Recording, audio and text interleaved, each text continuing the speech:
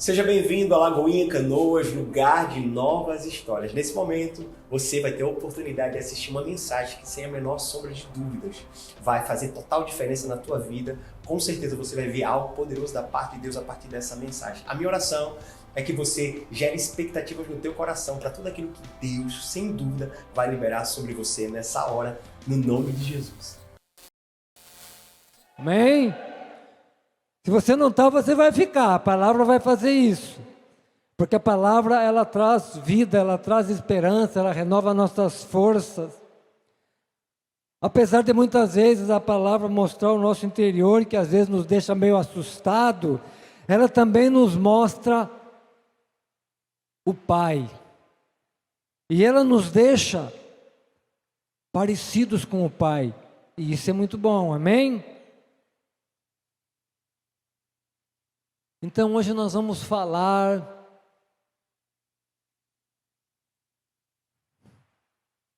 sobre decisões. Aí no decorrer da palavra vocês vão ficar pensando, poxa, mas cadê a decisão? Vocês vão entender. No final vocês vão entender. A bem da verdade, a nossa vida é feita de decisões. Nós decidimos desde o tipo de roupa que nós vamos usar, a rua que nós vamos caminhar. A gente, quando vai chegando numa certa idade, que nem eu, né? As boas práticas mandem que a gente não ande sempre pela mesma rua, para que a mente da gente não acostume, não fique formatada a um só tipo de pensamento. Então eu pego o trem na estação Fátima. Então, durante a semana eu faço uma escala. Algum dia eu vou sair de casa, eu moro aqui perto do restaurante Petrobelo, então tem um dia que eu saio de casa e vou pela rua Conde de Porto Alegre. Aí no outro dia eu saio de casa e vou pela rua Venâncio Aires. Aí no outro dia eu saio de casa e vou pela BR. São decisões que eu tomo. Então nós estamos sempre tomando decisões. Qual vagão do trem eu vou entrar? Nós observamos as coisas e tomamos decisões conforme nós observamos e tomamos as decisões que são mais agradáveis ou que nos tragam um melhor benefício. Por exemplo, quando o trem é 8 vagões, eu pego o quarto vagão, porque o quarto vagão para bem na escada da Estação Mercado. Porque se você chegar no último ou no primeiro, tem toda aquela multidão de gente. Aí você sai na escada. Quando eu pego o trem de 8 vagões para voltar de lá para cá, eu pego o último vagão. Porque o último vagão, a última porta, para exatamente na escada da Estação Fátima. São decisões que a gente vai tomando. E a experiência, a observação das coisas nos ensina a tomar boas decisões. As informações que nós recebemos nos relacionamentos, com a nossa interação com o meio, com as pessoas, essas informações nós usamos para tomar as nossas decisões. Então nós estamos sempre tomando decisões. Mas no decorrer da palavra, talvez vão pensar, mas não tem nada a ver com decisão. Mas vocês vão ver que nós vamos chegar lá. O que eu quero dizer com tudo isso? Boas informações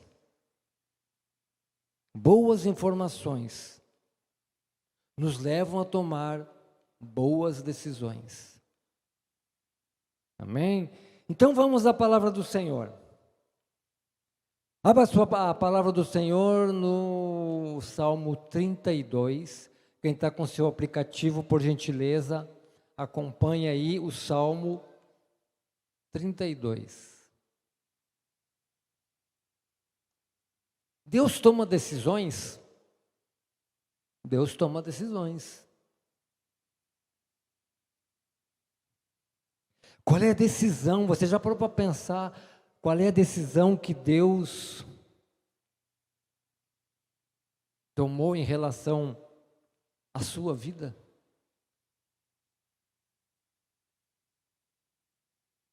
Casos a serem pensados. Então vamos lá, diz assim a palavra do Senhor.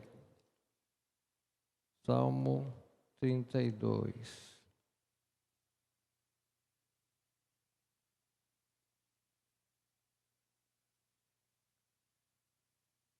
Bem-aventurado aquele cuja iniquidade é perdoada, cujo pecado é coberto. Bem-aventurado o homem a quem o Senhor não atribui iniquidade, em cujo espírito não há dolo. Enquanto eu calei os meus pecados, envelheceram os meus ossos pelos meus constantes gemidos todo o dia. Porque a tua mão pesava dia e noite sobre mim, e o meu vigor se tornou em sequidão de estio. Confessei-te o meu pecado, e a minha iniquidade não mais ocultei.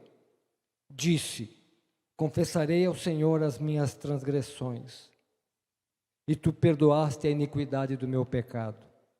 Sendo assim, todo homem piedoso te fará súplicas em tempo de poder encontrar-te.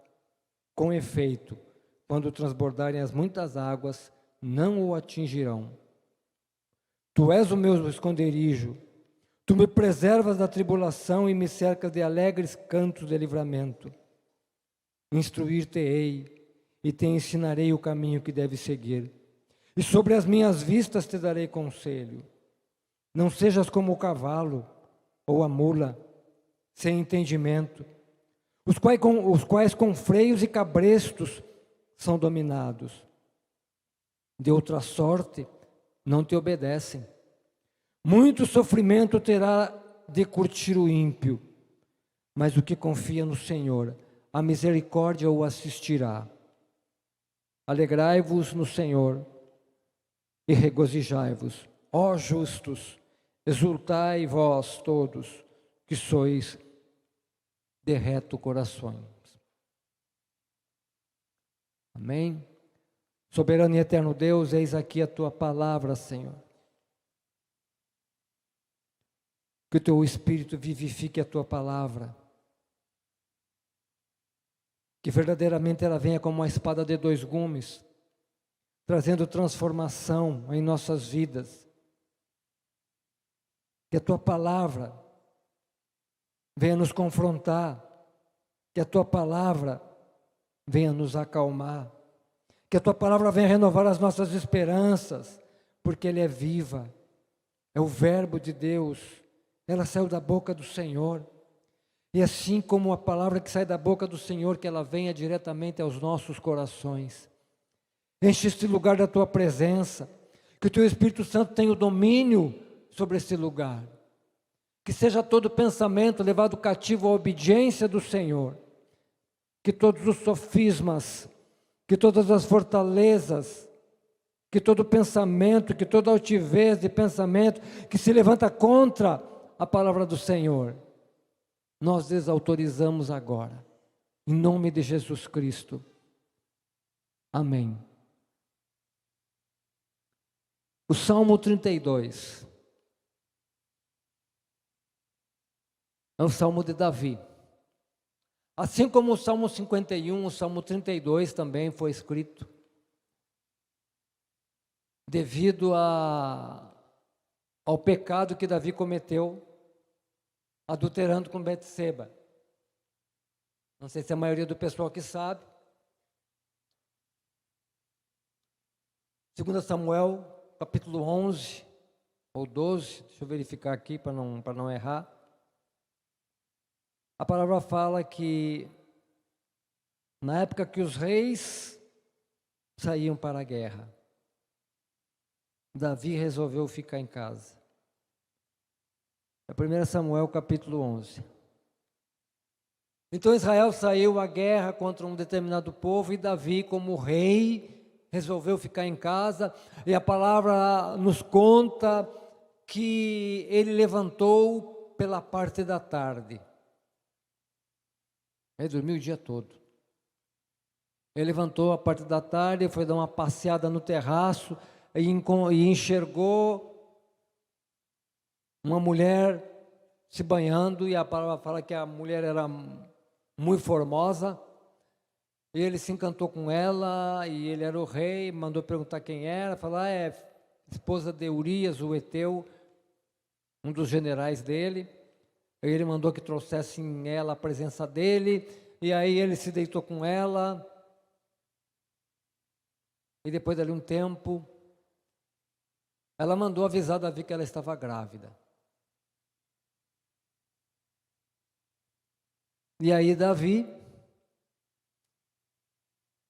mandou então um emissário lá no fronte, mandar trazer Urias, o esposo de Betseba. E chegou ali, deu aquilo que hoje no meio militar nós conhecemos como dispensa. Uma dispensa como recompensa, talvez. No exército brasileiro é assim que se fala. Deu uma dispensa para ele. Mandou ele para casa, olha, o negócio é o seguinte, vai para casa, vai descansar. Como é que está a batalha lá? Aí ele explicou como é que estava, vai para casa, vai para descansar. E Urias disse para ele, olha só, a arca do Senhor está numa tenda. Os meus homens que estão em guerra estão acampados, alguns em tenda, outros fora de tenda. Eu não vou entrar para dentro da minha casa. E ele dormiu na porta do palácio. Essa explicação ele deu depois que o rei descobriu que ele não foi dormir com a esposa dele. E aí o rei não deu certo, pegou e convidou ele para um jantar, embebedou ele, mandou ele embora, pois mesmo assim ele não dormiu em casa. Aí Davi, e agora o que eu faço? Pegou e escreveu uma carta para o outro general que estava lá, mandou pelas mãos do próprio Urias, e essa carta dizia que era para colocar Urias onde o combate estava mais forte, para que ele fosse ferido e morresse. E assim aconteceu. Davi adulterou, e para esconder o seu pecado, ele assassinou. Quer dizer, a estratégia humana de esconder o pecado. Nenhuma novidade acerca disso. Adão e Eva desobedeceram e tentaram esconder o seu pecado. E o que aconteceu?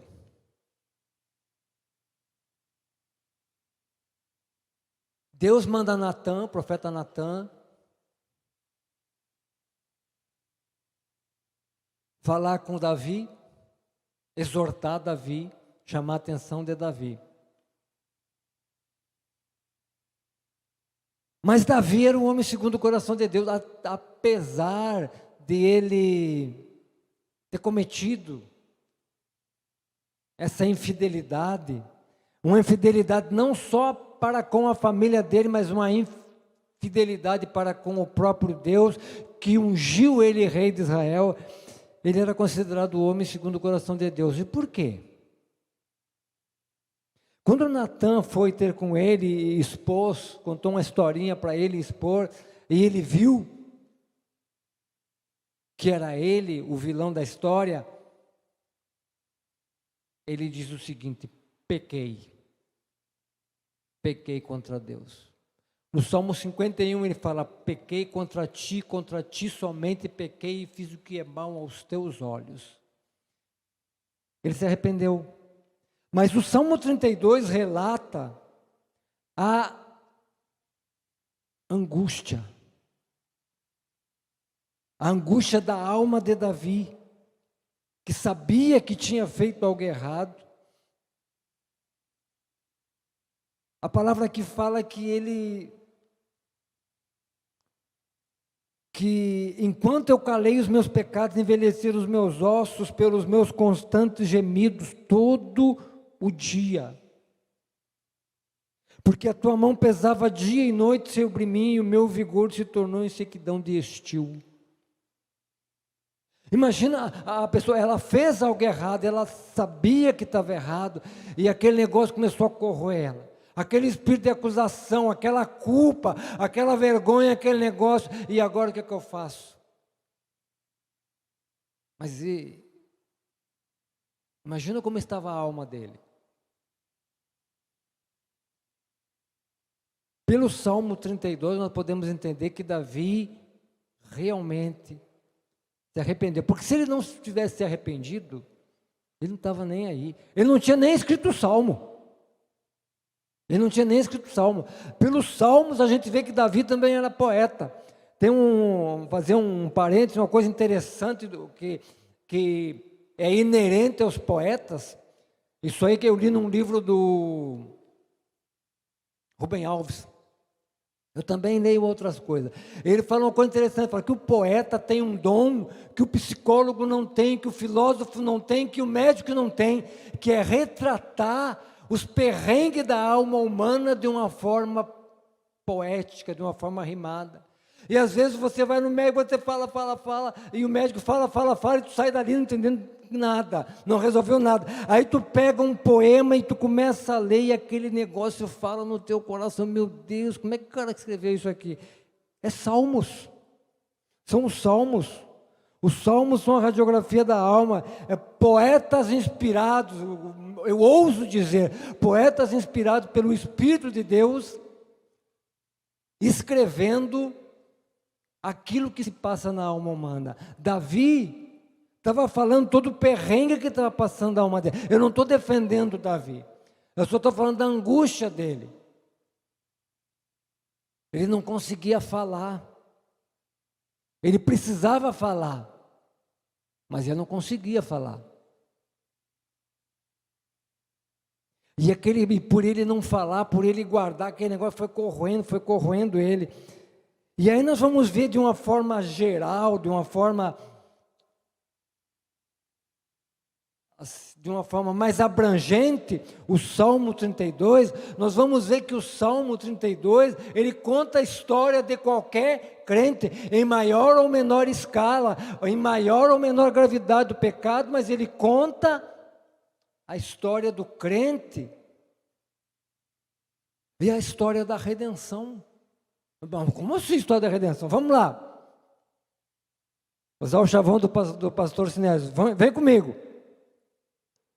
O Salmo começa dizendo, bem-aventurado. Você sabe o que quer dizer bem-aventurados? Feliz? Não. Muito feliz. Procura, bota no Google lá, bem-aventurado, vai sair lá. Muito feliz. Então, o versículo 1 e o versículo 2 fala, bem-aventurado aquele cuja iniquidade é perdoada.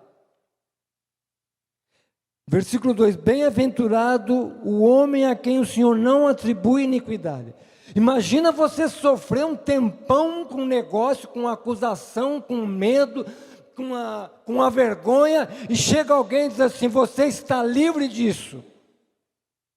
Eu paguei o preço do teu pecado, não precisa mais sofrer por isso. Porém, contudo, arrependa-te. Imagina a felicidade. Tem que ficar muito feliz. Imagina você com uma dívida astronômica que você não tem condições de pagar. Uma dívida absurdamente grande, que se vender toda a terra você não tem condições de pagar. Aí chega alguém e diz para você, está pago. Gente, é para ficar muito feliz. É para ficar muito feliz. Então, nesses 2 primeiros versículos, nós vemos aqui um padrão de Deus para a humanidade. Qual é o padrão de Deus para o ser humano? É que nós sejamos muito felizes. Só que aí nós temos que abrir um parênteses, fazer algumas explicações. Muito feliz na ótica de Deus. Porque muitos conceitos de felicidades baseados em satisfação dos desejos da nossa alma, dos desejos pecaminosos da nossa alma e da nossa carne, não nos tornarão muito felizes. Podem trazer uma breve satisfação carnal, mas isto não é felicidade. Porque quando a Bíblia fala em muito feliz, em bem-aventurado, fala de um padrão divino. Então, qual é o comportamento necessário, qual é o comportamento que Deus apresenta para nós, para que nós sejamos muito felizes? Várias passagens na Bíblia falam da bem-aventurança, começando pelo Salmo 1, bem-aventurado o homem que não anda segundo o conselho dos ímpios, nem se detém no caminho dos pecadores, não se assenta à roda dos escarnecedores, nem se detém no caminho dos escarnecedores. Antes o seu prazer está na lei do Senhor. E aí ele continua o salmo todo aí. Tem também o Sermão do Monte, muito conhecido, as bem-aventuranças. E aí a gente começa a fazer um contraponto, mas se bem-aventurado é muito feliz, vem Jesus Cristo falando, bem-aventurado os pobres de espírito. Pá, mas que felicidade é essa? Bem-aventurados os pobres de espírito, porque deles é o reino dos céus.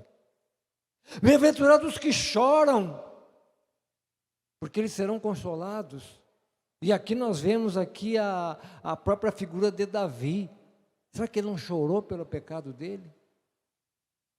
E o consolo daqueles que choram esperando no Senhor, o consolo vem do próprio Deus. E o próprio Jesus continua, bem-aventurados os misericordiosos, bem-aventurados os pacificadores, bem-aventurados os que têm as mãos limpas, bem-aventurados os puros de coração, bem-aventurados os que são perseguidos por causa da justiça. Mas que felicidade é essa? Que felicidade é essa que nós podemos ter em ser perseguidos, em buscar sede de justiça, em chorar. Mas o bem-aventurados, há muita felicidade é no padrão de Deus. Ser bem-aventurado é na visão bíblica. Ser bem-aventurado na visão bíblica é se submeter à vontade do Senhor. Esse é o padrão do céu. Então, se nós pegarmos os primeiros 2 versículos do Salmo 32, ele está falando de um padrão divino.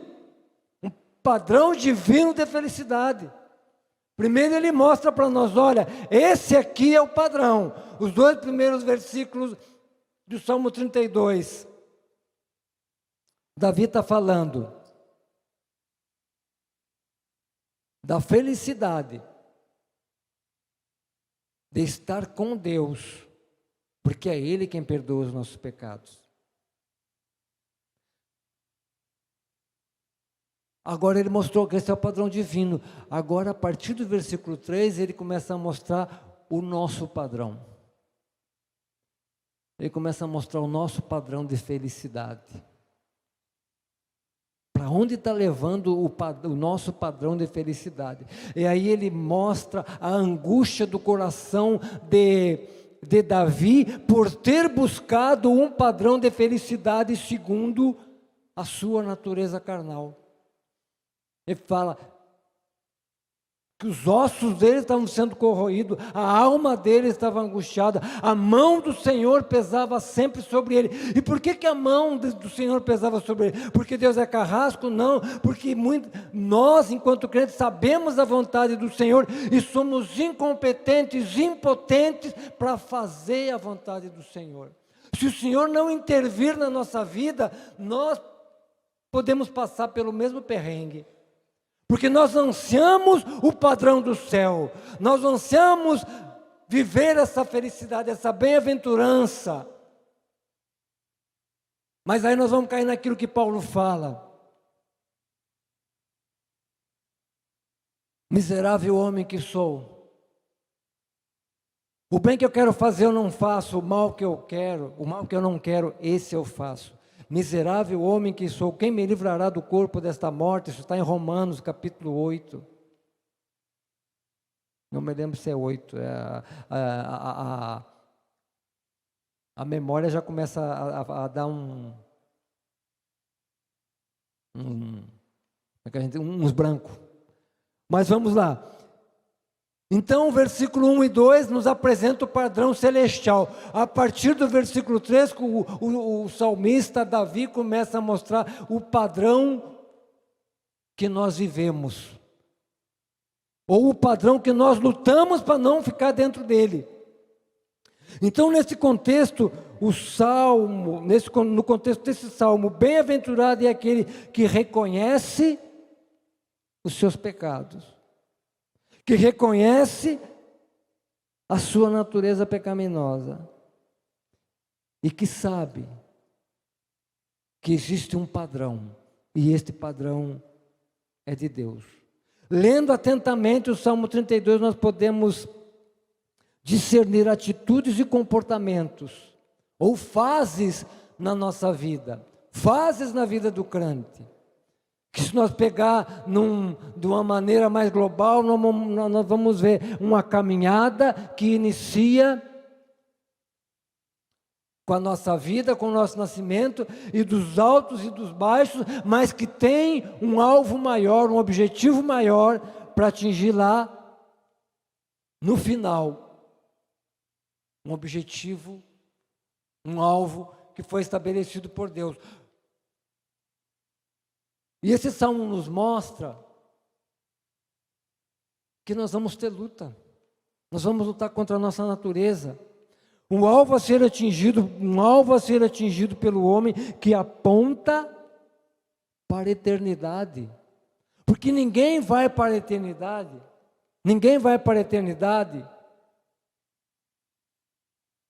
se não aceitar o perdão que Cristo conquistou naquela cruz. Então, por isso que eu falei, nos 2 primeiros versículos é um alvo da eternidade. E aí depois Davi começa a mostrar os impedimentos para chegar. Então, o padrão de comportamento, o Salmo, primeiro ele nos mostra um alvo a ser atingido, que é a eternidade com Deus, que só pode ser conseguida se nós aceitarmos o perdão do Senhor, através de Cristo Jesus. Não tem como não enxergar Jesus Cristo neste salmo. Nós vamos ver mais adiante. É um alvo. E depois nos mostra padrão de comportamento que reflete um relacionamento com Deus. Um relacionamento com Deus que vai refletir no relacionamento com o nosso próximo. O relacionamento com Deus, íntimo com Deus, vai impedir que nós sejamos infiéis. O que seria um relacionamento horizontal com o nosso cônjuge. Mas o pessoal fala, quando nós falamos em fidelidade, parece que fica restrito à nossa existência, à infidelidade conjugal. Existe a infidelidade espiritual. Nós, quando não servimos a Deus, ou como servimos outros, servimos a ídolos, nos dobramos a ídolos, nós estamos cometendo adultério. Nós estamos sendo infiéis com Deus. Isso é adultério. Isso é prostituição.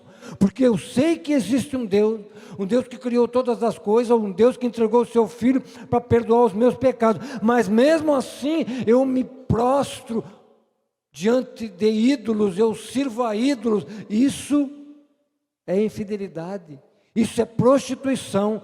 Eu tenho alguém para quem eu tenho que ter, eu devo fidelidade, mas eu dou umas escapadas para me relacionar com outros ídolos. Isso é prostituição, infidelidade.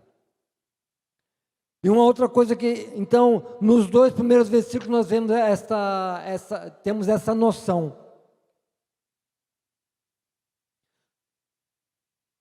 Nos versículos 3 E 4, vai nos apresentar a nossa impotência, a impotência do ser humano na busca da bem-aventurança fora de Deus e as consequências do afastamento de Deus.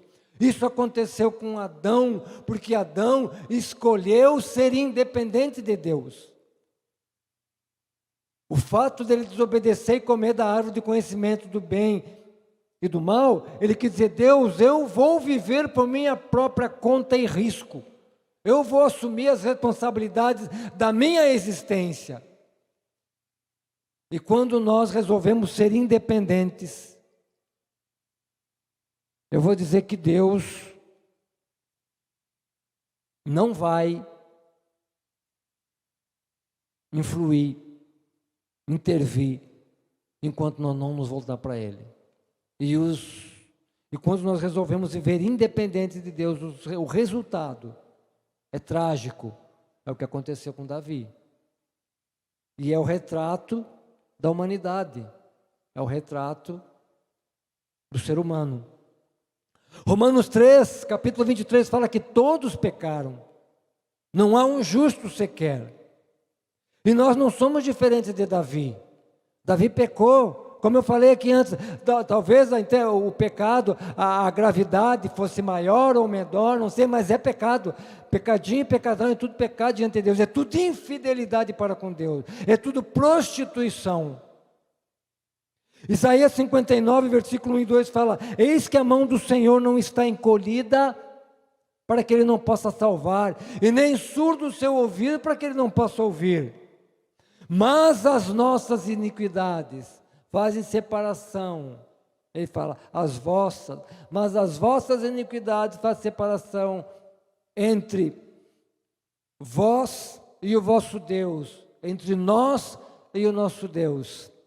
Então, os versículos 3 e 4 estão mostrando claramente o retrato da humanidade quando ela se afasta de Deus. Quando nós escolhemos praticar a iniquidade, quando nós escolhemos praticar aquilo que Deus já estabeleceu como pecado. Nós nos afastamos de Deus, e para quem tem um conhecimento mais aprofundado da palavra, vai entender que separação de Deus é morte espiritual. Então, quando acontece essa separação, o pecado começa a nos corroer. O pecado começa a nos corroer. E se nós não dermos ouvidos, não trazer à memória aquilo que Deus já fez na nossa vida, nós vamos buscar outras opções para aplacar essa gastrite espiritual que está correndo por dentro. Tem pessoas que buscam na bebida, que buscam outros deuses, que buscam em festas, que buscam em relacionamentos extraconjugais, em drogas. Mas só existe uma solução. Davi não conseguia ouvir Deus. Ele conhecia a voz de Deus. E nós vamos olhar o relato da vida dele, como é que o testemunho da vida dele. Ele conhecia a voz de Deus e ele sabia quando era Deus falando e quando não era Deus. E sabia quando era o que Deus mandava fazer e o que Deus queria que fosse feito. Mas o pecado cegou e ensurdeceu ele. E muitas vezes acontece conosco. A humanidade é assim. Nós nos distraímos com tantas coisas. O mundo apresenta tantas distrações, tantas coisas que nos seduzem, e que nós não conseguimos mais ouvir a voz de Deus.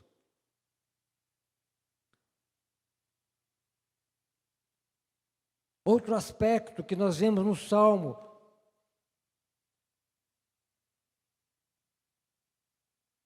a partir do versículo 5, então nós vimos um padrão celestial, versículo 1 e 2, o padrão que nós estamos acostumados, versículos 3 e 4, e o versículo 5, a partir do 5, a solução que Deus tem para o resgate do homem, para trazê-lo novamente à sua presença. Versículo 5 fala: confessei-te o meu pecado e a minha iniquidade, não mais ocultei.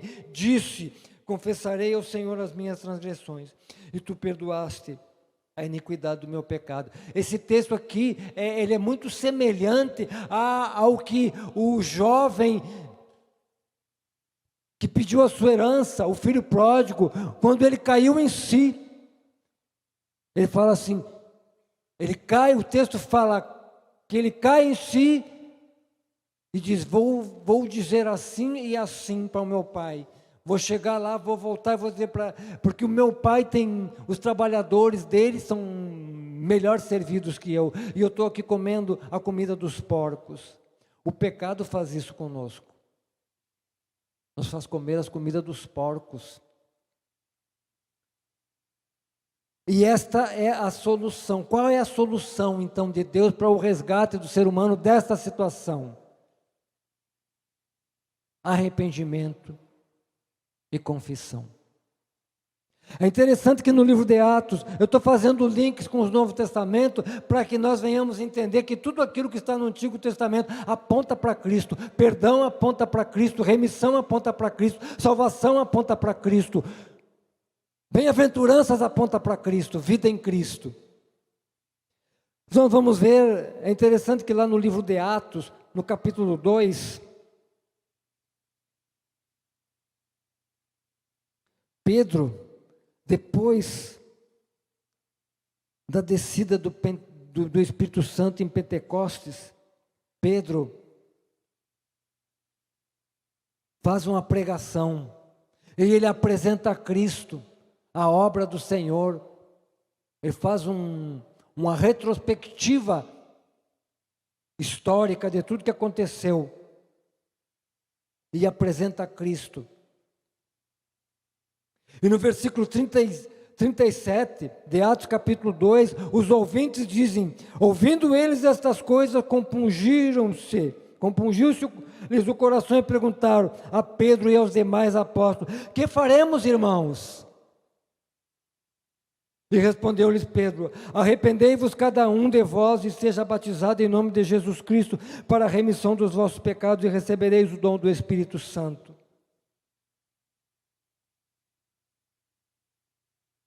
É interessante que no Salmo 32, depois que Davi fala: confessarei ao Senhor as minhas transgressões, e ele fala que o Senhor perdoa o pecado. No versículo 6 ele diz assim: sendo assim, todo homem piedoso fará súplicas em tempo de poder te encontrar. Ele fala em tempo. Isaías 55, versículo 6 fala: buscai ao Senhor enquanto se pode achar, invocai-o enquanto está perto. Romanos 10, capítulo 10, versículo 9 fala: se com a tua boca confessares a Jesus Cristo como o Senhor, e com o teu coração creres que Deus o ressuscitou dentre os mortos, serás salvo. Então a gente vê que esse salmo ele aponta para Jesus Cristo. Não só a confissão do pecado, mas confessar a Cristo como o Senhor. Porque não adianta eu reconhecer que eu sou pecador, eu reconhecer que eu necessito melhorar a minha conduta, que eu necessito uma mudança de caráter e de postura e de comportamento, se eu não aceitar o Senhor. Porque Tiago fala: as obras, a fé sem obras é morta, mas as obras não salvam. Então não adianta o bom mocismo, não adianta eu ter um caráter íntegro, correto, se Jesus não estiver no negócio. Por que isso? Todo aquele que confessar o nome, o Romanos 10, 13 fala: todo aquele que confessar o nome do Senhor será salvo. Todo aquele que confessar o nome do Senhor será livre da acusação. Todo aquele que confessar o nome do Senhor será livre do medo. Todo aquele que confessar o nome do Senhor será livre da vergonha. E no versículo 7 desse mesmo Salmo 32, o Davi fala: Tu és o meu esconderijo. Tu me preservas, olha isso aqui, gente, tu me preservas da tribulação. Isso aqui tem até uma conotação escatológica. Davi escrevendo lá, bem antes de Cristo. O Salmo 46 fala: Deus é o nosso refúgio e fortaleza, socorro bem presente na hora da angústia. Então todos nós sabemos que na hora da angústia, o nosso socorro, o nosso esconderijo, a nossa torre forte é o Senhor. Só que nós temos que entender que para chegar ao Senhor, só tem um caminho. No mesmo Salmo, capítulo 30, no Salmo 32, no versículo 8, ele fala: Instruir-te-ei e ensinar-te-ei o caminho que deves seguir. Se Deus é o nosso refúgio, a nossa fortaleza, o nosso socorro, o nosso esconderijo, se é debaixo das asas deles que nós nos escondemos, se Ele é o esconderijo do Altíssimo, como é que nós fazemos para chegar nele? Só tem um caminho. E Jesus Cristo é bem taxativo no Evangelho de João, capítulo 14, versículo 16, ele fala: Eu sou o caminho, eu sou a verdade, eu sou a vida.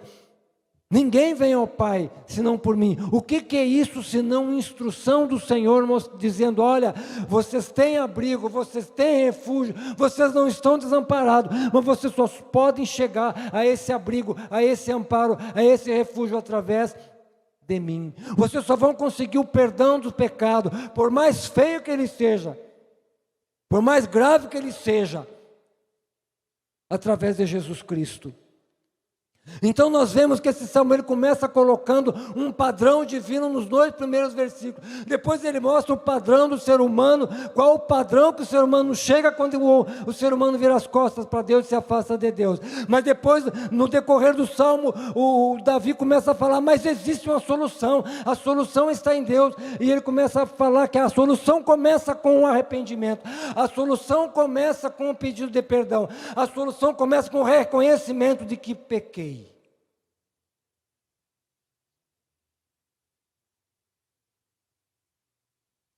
No versículo 9, o salmista faz uma advertência: que quando nós ouvirmos todas estas coisas, nós não sejamos como o cavalo, ou como a mula, que precisa de freios e cabrestos, porque senão eles não obedecem.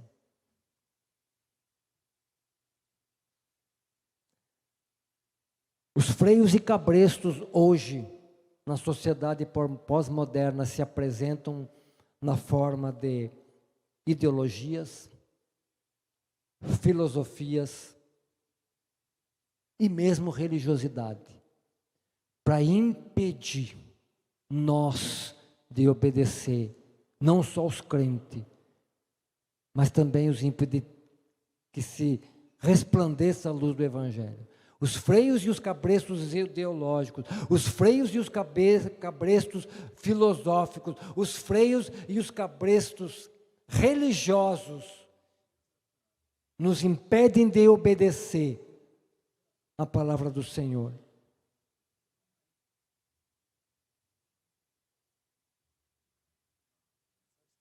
E quando estes freios e estes cabrestos são utilizados por muito tempo, eles edificam, eles geram fortalezas mentais, impedindo as pessoas até de crerem. Para concluir, os 2 primeiros versículos apontam para o último versículo. Se você ler os 2 primeiros versículos e o último versículo, o Salmo vai ficar assim: bem-aventurado aquele cuja iniquidade é perdoada e cujo pecado é coberto. Bem-aventurado o homem a quem o Senhor não atribui iniquidade, em cujo espírito não há dolo. Último versículo: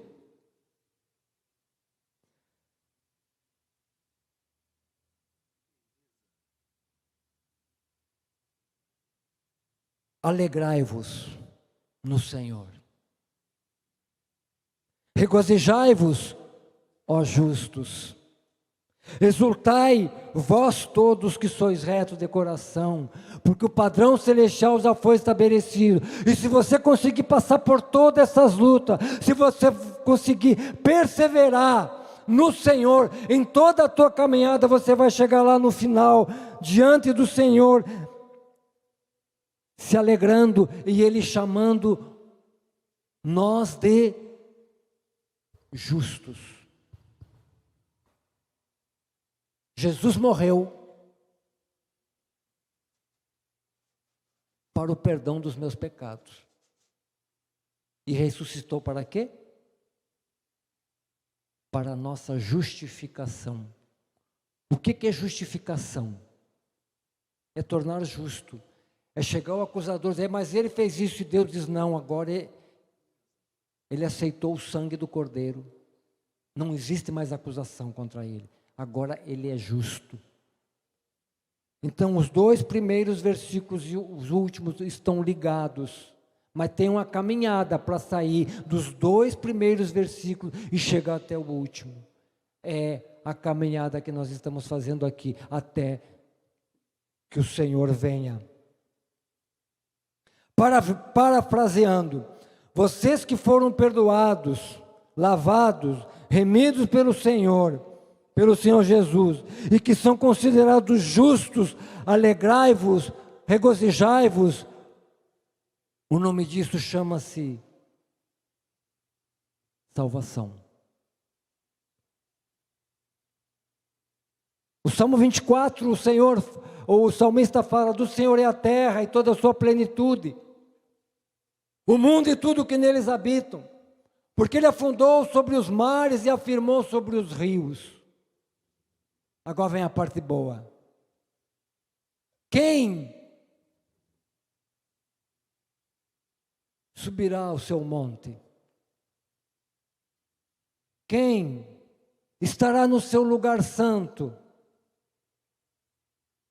Aquele que tem as mãos limpas e um coração puro, e que não entrega sua alma a vaidades, e não julga perversamente. Este receberá do Senhor a bênção e a justiça do Deus da sua salvação. Esta é a geração dos que buscam a tua face, ó Deus de Jacó. Eu não falei em decisão, né? Sabe por quê? Porque agora a decisão é sua. Vamos nos colocar em pé? Vamos nos colocar em pé, vamos orar, porque está nas nossas mãos confessar ao Senhor Jesus como o Senhor e crer no nosso coração para a salvação. Deus decidiu entregar o seu Filho, Ele não foi obrigado. E pela palavra dEle nós entendemos que tudo está preparado para aqueles que perseverarem até o fim. Existe luta sim, claro que existe, mas nós somos mais que vencedores, diz a palavra do Senhor. Nós não somos mais que vencedores porque nós vamos ter riquezas dessa terra, não. Nós somos mais que vencedores na luta contra o pecado. Essa é a promessa do Senhor. Você que foi tremendamente abençoado por essa mensagem, eu queria te pedir no nome de Jesus para entrar em contato conosco através do link que está na descrição desse vídeo. Nós queremos te ajudar a viver esse novo tempo, nós queremos te ajudar a viver essa nova história. Eu já tentei viver uma nova história sozinho, mas não consegui. É necessário sim da ajuda e do apoio de tantas pessoas para que a gente possa de verdade viver aquilo que é bom, perfeito e agradável da parte do Senhor, para que você possa viver esse novo tempo, essa nova história. Sem dúvida, você vai precisar do apoio e da ajuda de muitos de nós, e nós queremos ser esse lugar de conforto, nós queremos ser esse lugar de segurança, nós queremos ser esse lugar de renovo, nós queremos ser esse lugar de libertação, nós queremos ser esse lugar de salvação, nós queremos ser esse lugar de novas histórias para você, no nome de Jesus. Por isso eu te peço, entre em contato conosco através desse link e vamos juntos viver uma nova história.